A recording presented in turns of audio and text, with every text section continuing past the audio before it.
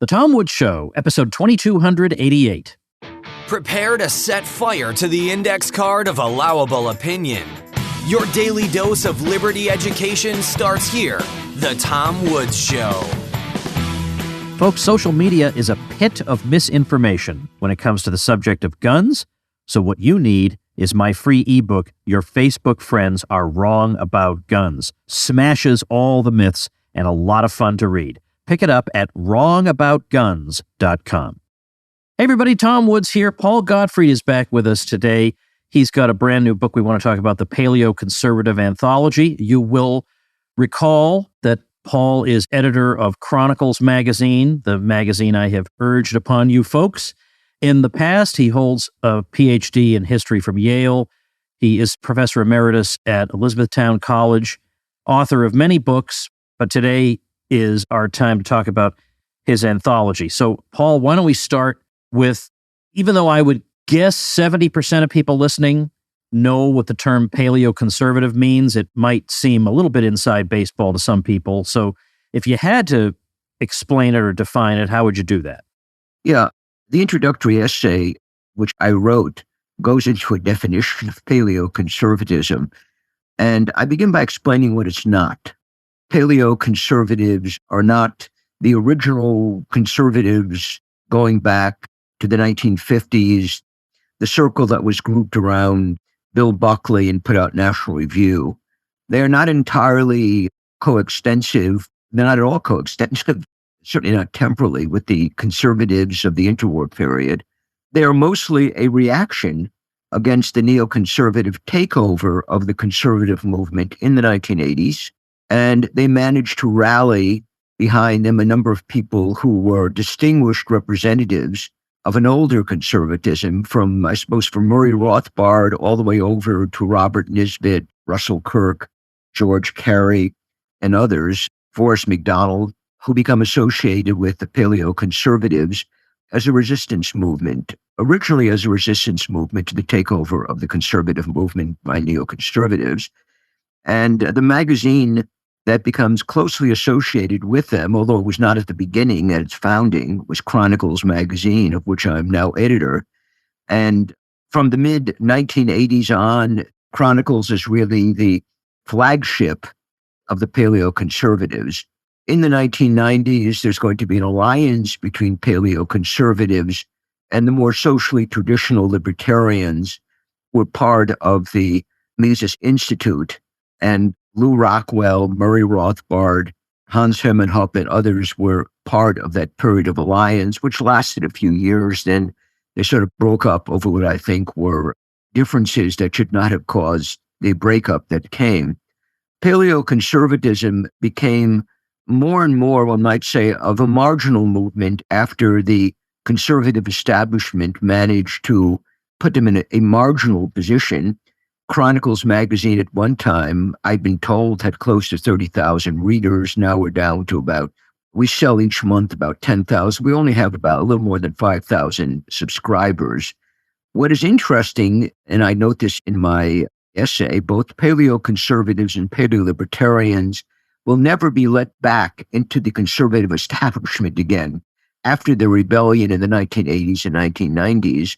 And at one point, when they were behind the presidential run of Pat Buchanan, the paleoconservative, paleo-libertarian alliance really had the wind at their back. The paleolibertarians have done better since then because they've been able to sort of reconfigure themselves as a movement that is concerned primarily with Austrian economics, although it also touches other things, and they hold seminars and teaching and other activities for which they are known. But you don't see these people on Fox News. I doubt they're asked to write for the Wall Street Journal. So in a strange sort of way, the ban on them has continued, although by now it doesn't make much sense. But I suppose it illustrates the ruthlessness of the conservative establishment. If you defy them, they never let you back into the club.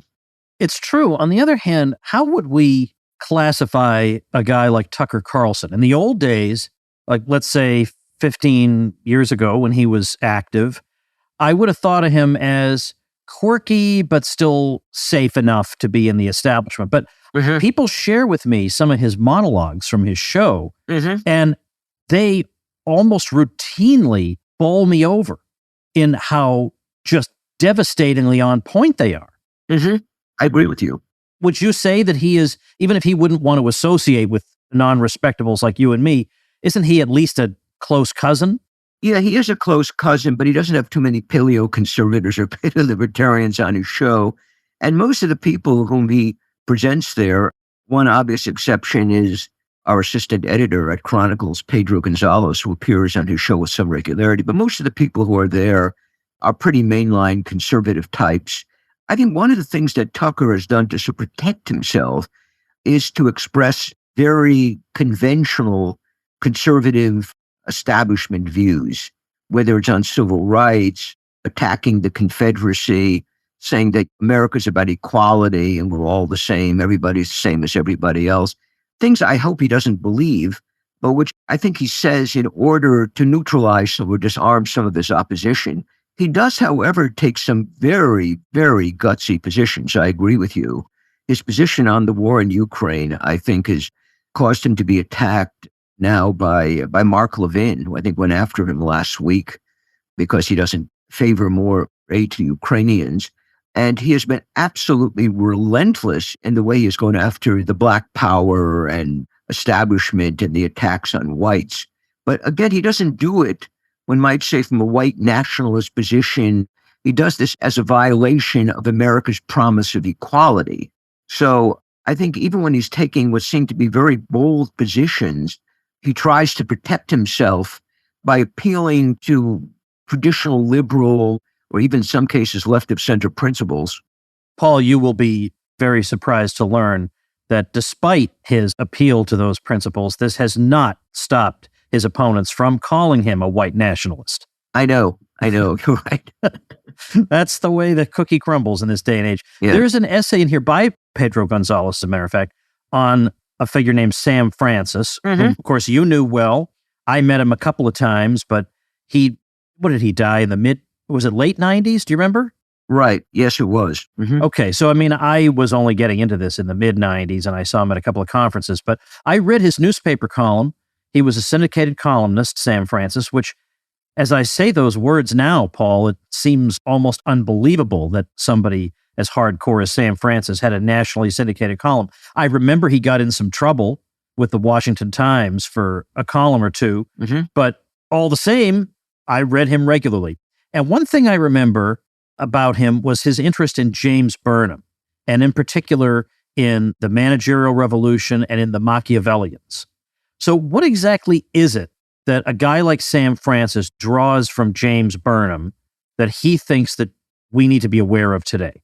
I think I hastily agreed with you about his time. He died in 2005. Oh, it was that late. Okay. Yeah, I went to his funeral in Chattanooga at the time. Yeah, he had an aneurysm, which was fairly common in his family because other male members of his family had died from an aneurysm about the same age, and he was carried off by this. This is after he had managed to lose something like 120 pounds by eating a steady diet of meat, nothing else. Oh, wow. So he was a pioneer of that even then. Right. Well, people must have thought he was crazy because today it's kind of grudgingly accepted that this seems to work and some people do it, but that must have been like somebody trying to homeschool in 1971. It was. I mean, I remember seeing him at a party that was held by American Conservative. He wouldn't eat anything except meat. He was kept looking for meat. I think he did eat fish as well, but he wouldn't touch even the vegetables. All he ate was meat or fish or chicken. I think what makes him so appealing to especially to younger members of the populist right, is that he really didn't give a damn what the conservative establishment said about him. And that was true. He would always make fun of them. And he did it with tremendous verve and literary skill. And he had an inimitable style. I suppose this was also true of somebody like H.L. Mencken in an earlier time. And I think both Mencken and Sam had vulnerable personalities. In some ways, had fragile personalities. But they perhaps compensated for this by saying very bold things. And Sam was never intimidated by the conservative movement. I remember the utter contempt he expressed when Martin Luther King overnight went from being an arch villain of the conservative movement to a Christian saint, to a brilliant spokesman for the right, and so forth. And we both wrote columns expressing disgust for this, but Sam's was so much better than mine. Sam and Murray Rothbard both wrote much better satire than I can. I think Tom is also much better than I am at this, but this was one of the qualities of Sam that I think has endeared him to the right-wing populist rebellion that is now taking place. Also, he did not appeal to lofty ideals or conservative values, is a term that I always use with a contemptuous smile on my face because these values keep changing. But Sam would always speak about interest, power, and that's what he shared with Burnham, right? And because Burnham was the great analyst of power politics and power and international relations, and Sam was sort of drawn to the same ideal. There is an essay in the Anthology by Grant Havers in which he reminds the reader that Sam Francis absolutely detested my book on multiculturalism. One of the nastiest reviews he ever wrote was of my book, although we were close personal friends, because I dare to suggest that political elites believe their own junk and crap, and they believe the myths that they express. This was one of the interesting things about Sam, was he was convinced that no one could be dumb enough to really be an egalitarian. Right. So this is just a power play. It can't possibly be sincere. I assume they're confused and they're in a delusional state. And one of the reasons they can stay in power is that the people they control are also suffering from the same delusions.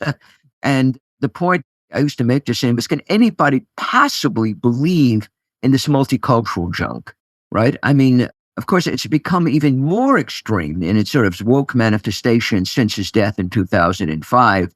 But I think his answer is, well, no, what the elites do is simply manipulate these symbols. They're too intelligent to believe this. But, as I tell him, if I were looking for some ideology that would allow me to rule people, why would I think anything as dumb as wokeness? I mean, I've declared war on the white race, on the male gender. Look at all the things that they're fighting against. I mean, they're nihilists. They're destroying civilization, and they want to control the very society they're destroying. So my only answer is some of them actually believe this stuff.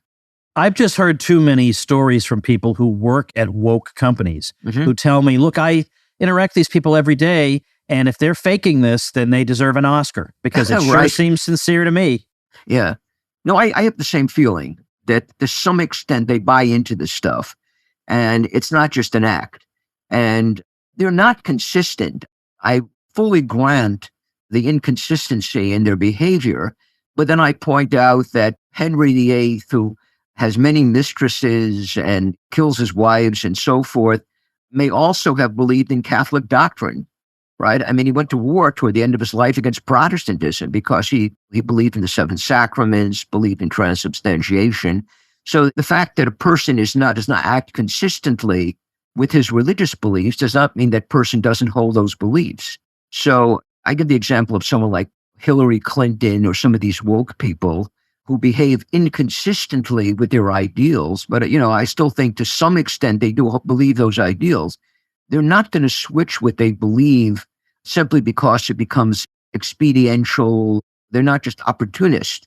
They've spent their lives pushing certain ideas, which I have to assume they believe.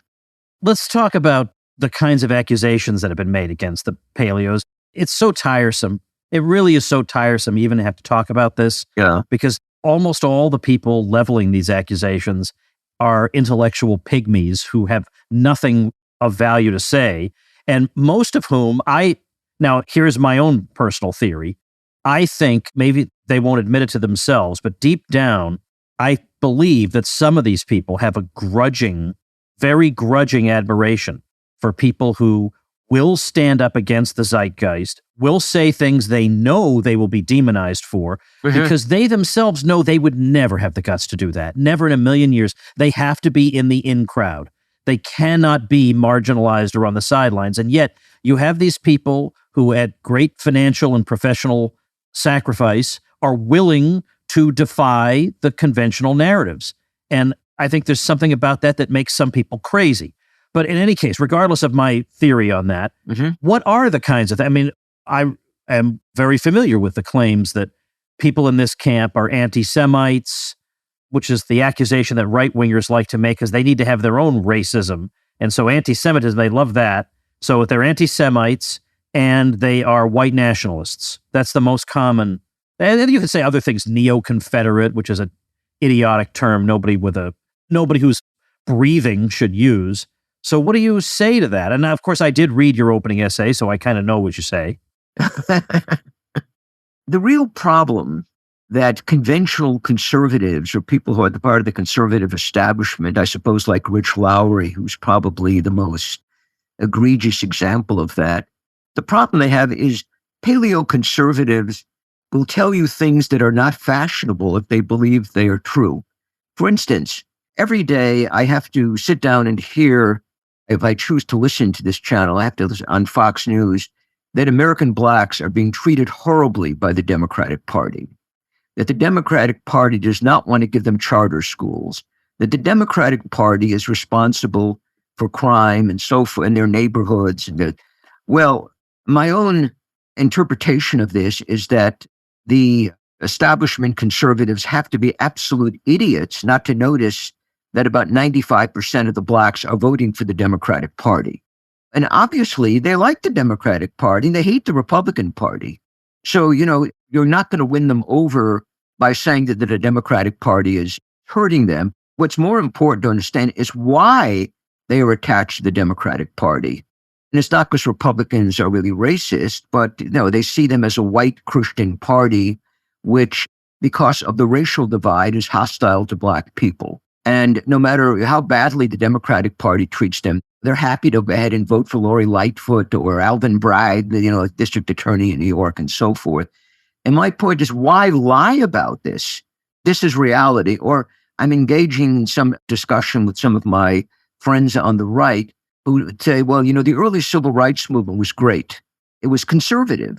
And then at some point in the late 60s or 70s, it sort of goes off the rails. And I make an argument that many of the things that you deplore in the later movement were present in the early movement. And if you read Martin Luther King's statements about quotas in the mid-1960s, or you read statements they make about whites and the expressions of animosity toward the white race, those things come quite early in the civil rights movement. And by the late 1960s, the movement is quite radicalized.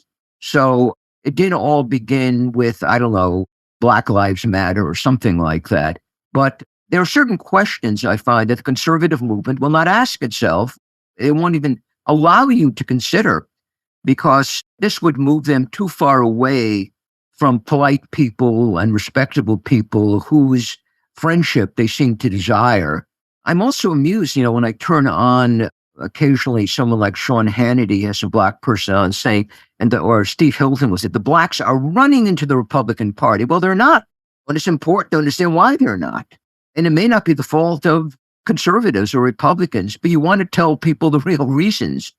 And this goes on and on. I'm old enough also to have been struck by the low status to which Joe McCarthy was relegated, although he is a saint in the post-World War II conservative movement. Most of the people who found National Review were ardent McCarthyites. They were defending McCarthy against his enemies. By the 1980s, when the conservative movement became neocon, there were all these strong attacks on McCarthy. And of course, McCarthyism is used on Fox News now regularly to be something that was equivalent in its nefariousness to wokeness today. McCarthyism and wokeness are equally bad things. Now, of course, a lot of people are not as old as I am, so they don't remember how many times the conservative movement has changed. But paleoconservatives have long memories. And I think at the end of the day, if there's any conservatism that has influenced us, American conservatism, it's probably the 1930s conservatives, opponents of the welfare state, the ones who wanted to stay out of foreign wars and so forth. Those people probably have much more of an influence on paleoconservatives than the movement founded by William Buckley, to fight the communists in the 1950s. There's a book from a long time ago called What the AntiFederalists Were For. And the thing about the Anti-Federalists is that, yes, they had objections to the Constitution, but they were not a monolith at all. I mean, and a lot of them were for paper money, but some weren't. And so you can draw some generalizations about them, but nevertheless, there's a variety of them.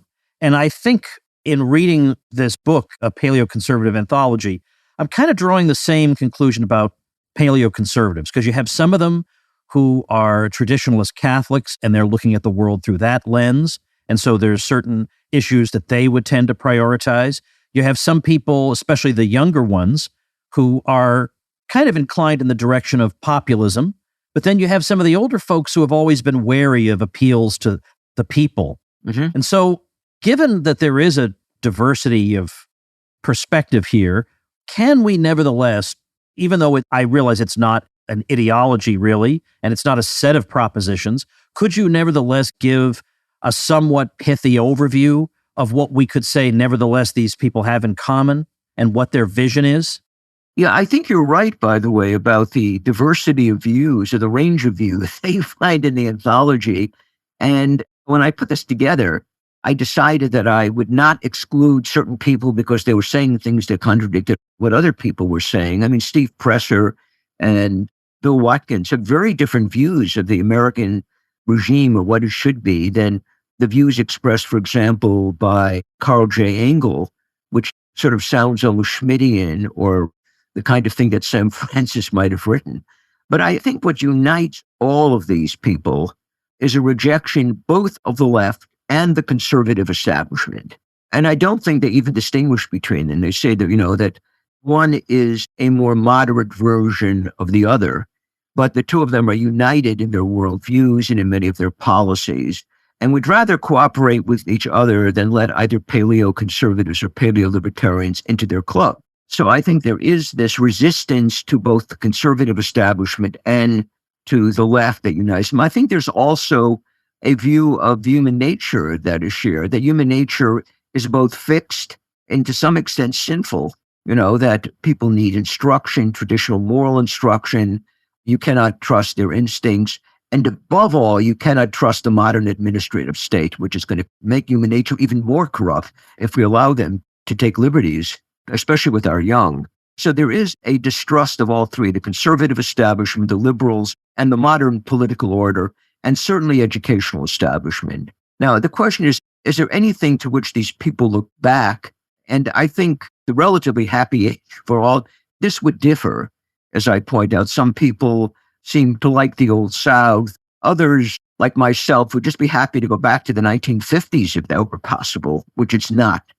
And of course, I think all of us agree you cannot go back at the end of the day, that whatever solution we find to contemporary problems will not be a return to the past. We can be instructed by the past. We can admire its great figures, and we should, but the future will look different. The question is, how do we get a handle on the problems that we face today, the moral, cultural, social problems, the runaway state, the massive perverse social engineering that goes on. And I think there's a recognition that neither the conservative movement nor the left really offers solutions. Do you think when we're dealing with the conservative movement and their talking heads, do you think this is let's see how Sam Franciscan, let's say, you are on this issue. So he didn't believe that left-wing egalitarians really believed what they were saying, that it was it was just a path to power. Because if you do argue those things, then the necessary consequence is a large administrative state in order to undo everybody's prejudices and bring about justice and so on and so forth. Well, likewise, we have in the conservative movement people who would die 1,000 deaths before being seen within 15 miles of a Pat Buchanan, or saying the wrong thing about whether could be anything from Ukraine to Black Lives Matter to whatever. They just would never, ever say the wrong thing. Do you think this is a case of they genuinely believe that Buchanan is evil and those are the correct positions we should take, and so the left does have kind of a point here? Or do you think these are positions they state publicly because, doggone it, they crave being on television? They want to be respectable. They want their names in lights. I mean, I know you can't pry your way into their brains, but what do you think's going on there? I think both are happening depending on the individual. I think somebody like John Podhoretz, just to pick one example, genuinely believes what he says. And we could say, well, what he believes is a lot of mush or something, but he honestly believes in neoconservatism, in a neoconservative worldview. He's a strong Zionist. He loves the civil rights movement, but think it was derailed 20 or 30 years ago or something like that. He is passionately opposed to what he sees as the dangerous, racist, anti-Semitic right, which is basically anybody to the right of himself. I mean, I would qualify, you would qualify by his definition, but I'm sure he believes those things. I have no reason to doubt that he believes them. On the other hand, my impression of people who stayed in the conservative establishment when the neocons took over in the 1980s, late 1980s, is that most of them were utterly cynical. They were simply part of the conservative. Well, they were cynical in the sense that they simply took over these views or tried to camouflage their real views. I think they were devoted, the same way Communist Party members were devoted to the Communist Party, to something called the conservative movement. And I met many of these people. They lived their entire lives. I say I'd go to conservative movement events, and they'd send their kids out of the Hillsdale or whatever was considered, the conservative college du jour. And they tried to be fashionable conservatives. One day, Martin Luther King was the most vile womanizer and comp-simp. The next day, he was next to Jesus Christ. He was a holy man and so forth, and a great conservative. Whatever they had to believe, they believed. You would say they were cynical, but they also, their lives were so intertwined with the existence and evolution of the conservative movement that it would have been impossible for them to function socially, even morally, outside the movement. That's why in my book on Making Sense of the Right, I have a long comparison between the Communist Party and the conservative movement. But I think for a lot of these people, it's the same. People who stay in the Communist Party after the Soviet Nazi pact, well, I mean, did they really believe that England is a greater danger than the Nazi Germany? Well, whatever the Communist Party. No, they probably did not believe that, but they could not have imagined living outside the Communist Party because it provided a total identity. I think for a lot of conservatives whom I've known this is the case, since neither you nor I has ever had that identity or been encased in the cocoon of the conservative movement or swaddled in it or something. Yeah, well, it's hard for us to imagine. But I've known many people, and some of them are not bad people at all, but they could not imagine life outside the conservative movement. And I had a friend who died a few years ago. He was a colleague of mine, and his entire life was spent as a member of the conservative. I mean, he would buy whatever the conservative book club was selling. His radio was always turned on to whatever you were supposed to listen to at that hour, mostly Rush Limbaugh. But I don't think he was really cynical. He just would simply recite whatever the party line was on that day. So these conservatives did remind me as communists. There were some who were obviously opportunists. And somebody like Douglas Murray strikes me as a total opportunist. He was the head of the Henry Jackson neoconservative something club in England. Then he came to the United States. He's now part of the Murdoch empire. He writes regularly for the New York Post, and it's always the same sort of stuff. So that, he's somebody who's made a career out of being part of the conservative movement and will pretty much say what you're supposed to say. But I think there are people who genuinely believe what the movement tells them, not because it is necessarily cogent, but because the arguments are cogent, but because they identify so fully with the movement, which is really just an integral part of their lives. Do you think there is any sign that, obviously they're never going to admit they were wrong, but that, let's say, the official conservative movement might slightly be moving in a direction that we might like? I'll just give you one example. I can't remember his name now because I need to, and now I can't, but the new president of the Heritage Foundation seems to be better than anybody they would have considered in the past. He interviewed Jeff Deist, who is not a tame or timid guest. Right. I think he's been warning about the escalation in Ukraine. What do you think? What's happening there? Well, if you read the essay by David Azerrad, which is the first in the book, David makes the observation, which I think is true, that paleoconservatives have usually been right. They are unmentionable. They are anathema. One only brings them up to associate them with Richard Spencer and white nationalism or some raging anti-Semitic movement. But they've been generally right. And the conservative establishment has been generally wrong in most of the positions that it's taken. And Azarot argues it's the conservative establishment is not going to embrace paleoconservatives because they've been the villains for so long. But what they can do is absorb paleoconservative positions. And I think this happens periodically. Sam Francis used to call it artificial negativity, that every now and then conservatives would attack other conservatives and sound like paleoconservatives. Then the next day they go back to getting along again and sounding the same way. But I think one of the developments of the last few years is that the right has become populist. I mean, you can't deny this anymore. And somebody like Nikki Haley is almost a dinosaur, right? I mean, she sounds like George H.W. Bush returned to life or something, right? And she's even too much for the Wall Street Journal, which is telling you something about Nikki. You know, they say she's too much of a retread, of rhino retread and so forth. So I think that the Heritage Foundation people probably read the handwriting on the wall. They have to do something to line up with the populist right. I think they're not going to go over to Donald Trump, but they will support DeSantis. The problem is that once DeSantis is taken over by the conservative establishment, he'll be different. He'll be different from what he is now, right? I mean, they're going to offer him support. They'll give him speech writers and tell him, what he's supposed to say and offer him money and so forth. So what happens is that the conservative movement, even when it sounds populist, can co-opt.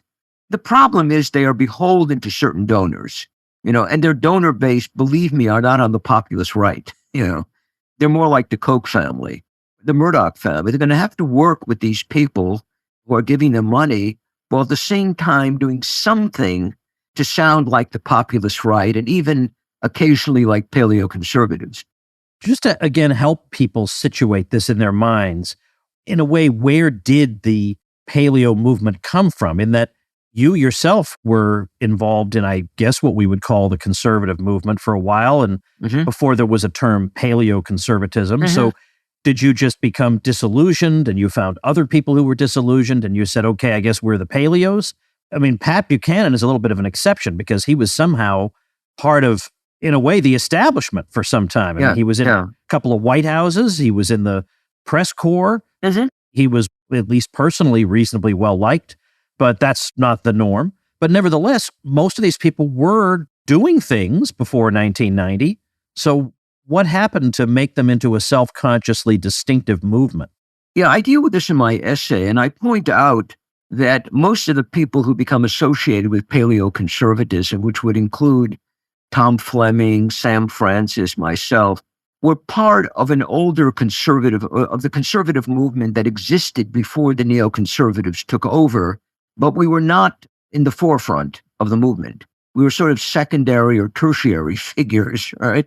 I mean, we'd be invited to speak at the Philadelphia Society or this.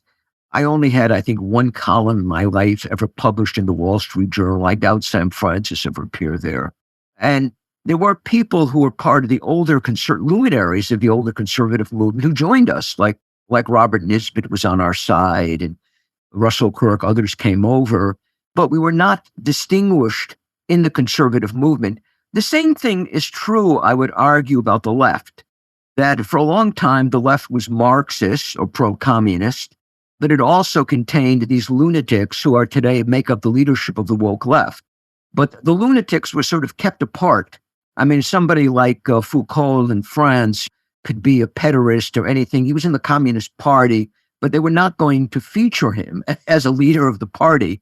So that with the fall of the Soviet Union and the fall of traditional Marxist communism, what happens is these nutcases are going to come to the front and take over the left. Or somebody like Bernie Sanders starts out as a fairly conventional radical socialist. Today, he's a woke leftist. So what happens is the left itself has changed. And with the paleoconservatives, you got people who are not very important in the conservative movement, but who lead the protest against the neoconservatives when they come along. So it's what Sam Francis would call the circulation of elites. We were not the elite before, but we become the elites in the resistance movement. So I think that's the relationship. In my case, I was never that close to the conservative movement. I did attend some Philadelphia Society meetings. I also was on the editorial board of paleos, which came out of the Frankfurt School. And one of my teachers, and my favorite teacher in graduate school, was Herbert Marcuse. So I really did not go to Hillsdale. I was not a Russell Kirk supporter. And I could be attracted to some of the stuff I read in Murray Rothbard. I could be attracted to even some of the stuff that I read the Frankfurt School. There were some conservatives whom I liked better than others. I think, like Sam Francis, I was very drawn to James Burnham, although I thought most of his writings on the Cold War were entirely forgettable. And he's pretty extreme on that subject. But as an analyst of power relations and as a critic of liberalism, I thought he was a very insightful writer. I also liked Robert Nisbet.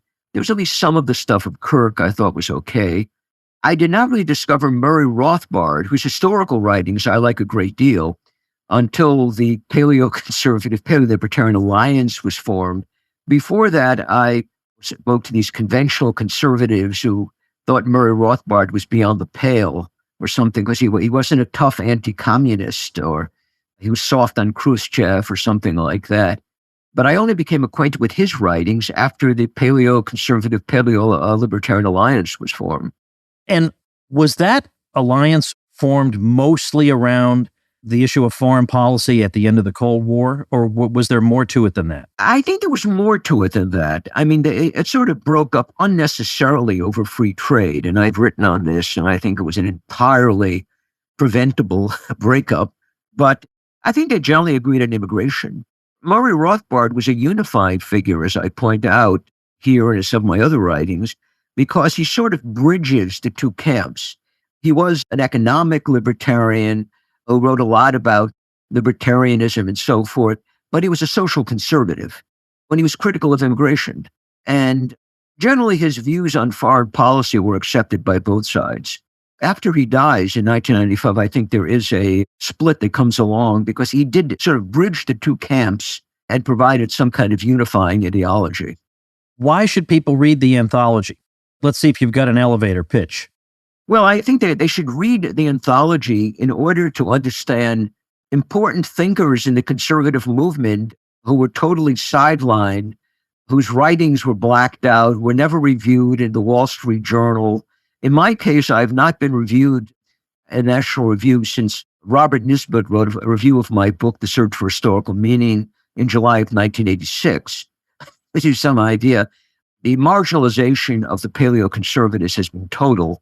I don't think it's quite as bad on the paleo-libertarian side, because I think the Mises Institute has really provided them with a home and has conferences all over the place and puts out books and so forth. I think the paleoconservative camp has been more isolated and we've had much less outreach. So that this is an attempt in some small way to compensate for these problems. Well, you will get vastly more out of this book than if you were to buy, I don't know, any of the books Sean Hannity has written over the years. That is that is not much of a compliment, Paul. I should probably rephrase that, but I just mean that there is so much forgettable, stupid, platitude-written bits of nothingness that the official conservative movement has foisted on hapless Americans. Right. And then this thing comes along that's actually by people with some learning behind them and with some guts, I'll put it that way, to stand up against the established view of pretty much everything. And it will not probably have quite the audience that these other books get, but I'm going to try my little part here to urge people to check it out. It is a paleoconservative anthology, New Voices for an Old Tradition. And I'm linking to it on our show notes page, tomwoods.com/2288. Paul, is there anything else you want to add that my inadequacies as an interviewer prevented you from saying? You are not inadequate as an interviewer. Thank One of you. the best interviewers who is interviewing I have benefited from. Well, I'm glad I let you say an extra word here then, Paul. It's true. You ask the right questions. You're extremely eloquent. I'm on many podcasts, and You were among the best interviewers. Well, now, on the other hand, now you just compared me to other podcasters. That's like me comparing your book to Sean Hannity, but I still appreciate the sentiment. No. Well, of course, you're miles ahead, in front of most of them. By the way, on this point about forgettable stuff, I was listening to this lady a few weeks ago. Her name is something like Kat Timpf or something like that. She giggles on the Gottfried program. And I'm sure, I think she brought out a book, which I'm sure became a bestseller. I find it remarkable how the most terrible books that are produced by Conservatism Incorporated make the bestseller list. The most interesting example, of course, is Jonah Goldberg's book, Liberal Fascism, which was atop the bestseller list for about 2 months after it came out. It's a terrible book. But, if you have Fox News advertising your book every day, you're going to do pretty well. Yeah, and I keep telling our people that say what you will about Conservatism Inc., but they support each other. Somebody comes out with a lousy book, everybody rallies around it. That person is interviewed by everybody. He's in the neocon publications. He's everywhere, and they're going to push that thing. Somebody releases a book in our camp, and it's like crickets. Like there's nothing like that. They ruthlessly promote each other. Now, it's true there are some rivalries within Conservatism Inc., but there's a lot of, how else do you explain, as you say, how well these books do? How else can you explain it? It is that they get massive amounts of coverage and publicity from this massive network that exists. And so when the general public flips through a book by a quote unquote conservative, well, let's just say this is not Mexico sending its best, these books. So that's correct. Anyway, all right. Thanks so much, Paul. Again, I'm going to recommend people head over to tomwoods.com/2288, pick up a paleoconservative anthology. And thanks so much, Paul. Thank you for having me. And thank you, ladies and gentlemen.